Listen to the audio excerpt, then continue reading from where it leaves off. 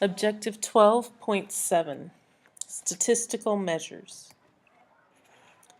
In this objective, we want to be able to analyze a data set based on measures of central tendency and based on measures of dispersion. So what exactly are statistics? Very simply, statistics are numerical values used to summarize and compare sets of data. So any kind of number value that we can use that will help us to summarize data or compare different sets of data could be considered a statistic.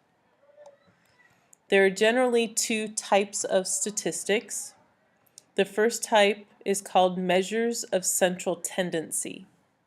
This would be a number used to represent the center or the middle of a set of data values.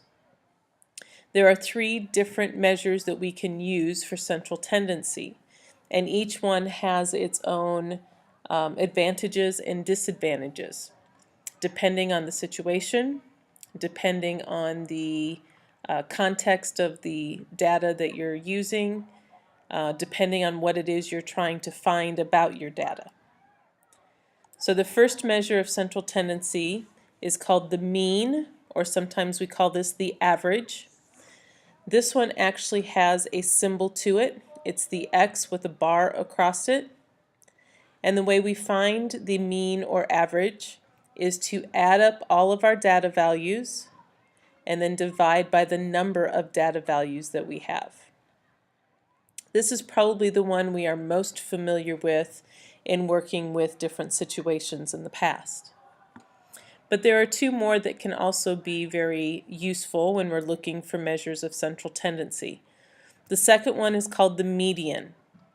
And the median is found by looking for the middle number when the data values are written in order. And that is the key to this. You have to make sure that you have a list of data values in order before you decide what your middle number is.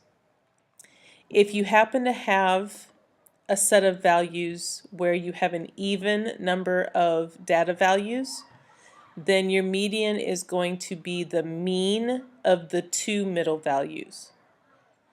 So you can only find a distinct middle number when you have an odd number of data values. If you have an even number, you have to take the two in the middle and find the average of those two. We'll see that in just a minute. The third measure of central tendency is called the mode.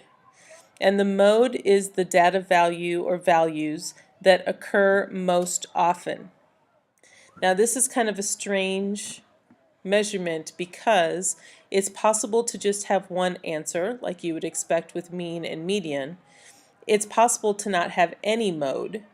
So if everything happens the same number of times, then you would have no mode. Or it's possible to have more than one mode. It's possible that two different data values might both occur the same number of times and be the most number of times that anything occurs. So this is kind of a strange measurement, but it can still be very helpful in seeing what comes up the most often. So those are measures of central tendency. We also have something called measures of dispersion. And a measure of dispersion is a statistic that tells you how dispersed or how spread out your data is. So one type is very simple. It's the range. To find the range, you simply take the difference of the greatest value minus the smallest value. And so that gives you an idea of how much your data values are spread out just by looking at what the difference from the biggest to the smallest is. The second type of measure of dispersion is a little more complicated,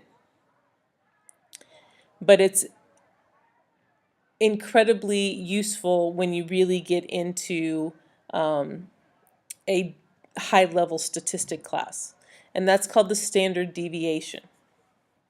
It also has a little symbol. It's a Greek letter, so it's a circle with the little tail on the top. Sorry, I don't remember what this one's called at the moment. I think it's the lower cases sigma, if I remember correctly. But just know that when you see this little 0 with a little tail on top, that we're talking about the standard deviation. And standard deviation describes the typical difference or deviation between a data value and the mean. So it's a number that kind of tells you how far from the mean your numbers are. The way to find it is a bit complicated, but you'll see that it's very doable, especially with a calculator, when we get into some examples here in just a minute. But for now, just know that this is the general form of it. Each time here, you're going to take the data value from your data set and subtract the mean for your data set. Okay, so every time that's what you're doing. The X subscript represents a data value. The X bar represents your mean. So you're taking the difference from your mean to your data point, and then you're squaring that difference, and then you're adding them all up. You're dividing by how many data values you have, and then you take the square root of the whole thing. Okay, we'll see how this works in just a second.